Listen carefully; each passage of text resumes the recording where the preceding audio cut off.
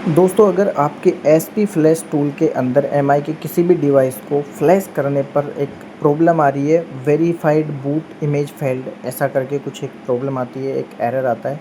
मैं भी आपको दिखाता हूँ उसको आपको कैसे फिक्स करना है। देखिए, आपको अलग अलग वीडियोज़ पे नहीं भटकना, नहीं भागना, क्योंकि वो अलग अलग तरीके का एरर आता है, सबके अलग अलग आता है। किसी और के कुछ और एरर आ रहा होगा तो वो उसे फिक्स करके दिखा देगा, लेकिन वो आपके डिवाइस में फिक्स नहीं होगा। तो मैं आपको पूरा प्रॉपर बताऊंगा कि स्पेसिफिक कैसे आपके डिवाइस पे जो एरर आ रहा है ना, उसको आप कैसे फिक्स कर सकते हो। इसका आपको मेथड समझना है, ना कि किसी को कॉपी करना।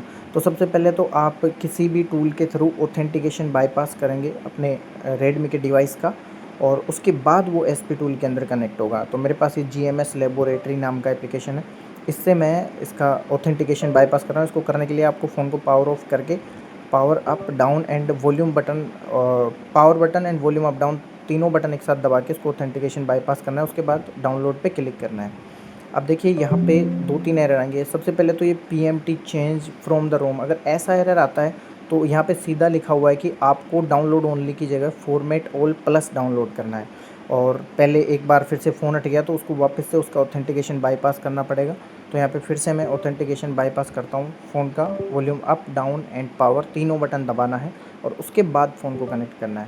ये ऑथेंटिकेशन बाईपास हो जाएगा, उसके बाद फिर से उसको अपन फ्लैश करके देखते हैं। अब अगला एरर क्या आता है ये मैं आपको बताता हूँ। सारे एरर्स के अंदर बाईपास हो जाएंगे, कोई टेंशन लेने वाली बात नहीं, बस मेथड समझना ज़रूरी है।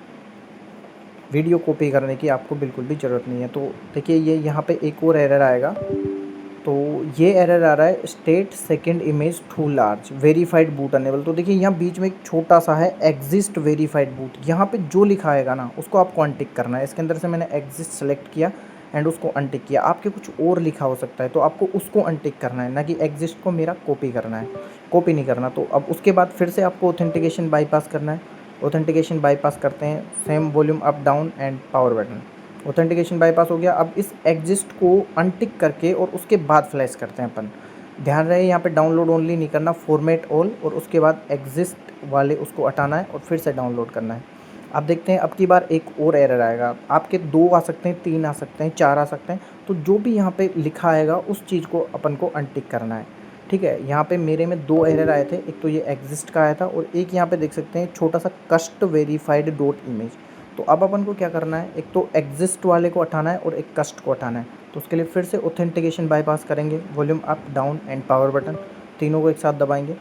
उसके बाद ये फिर से ऑथेंटिकेशन बाईपास हो गया और अब की बार हम दोनों को अनटिक करेंगे।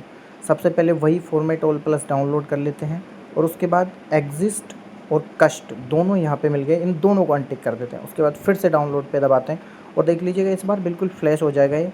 तो आपको कॉपी नहीं करना, आपको भी एग्जिस्ट और कस्ट ये 2 फाइलें नहीं हटानी। आपको देखना है अपने सॉफ्टवेयर के अंदर कि क्या एरर आ रहा है, किस चीज़ का एरर आ रहा है, आपको उसको हटाना है। उसको हटा पाओगे तब जाके वो फिक्स होगा।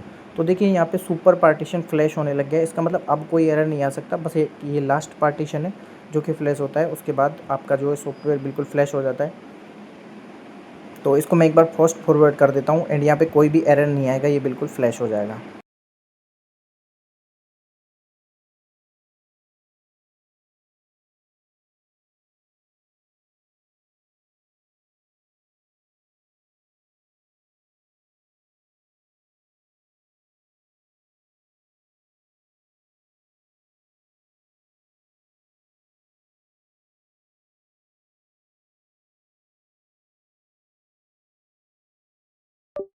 तो आप देख सकते हैं यहाँ पे फ्लैशिंग डन हो चुका है बिना किसी एरर के। तो इस तरीके के आपको करना है, किसी का कॉपी नहीं करना।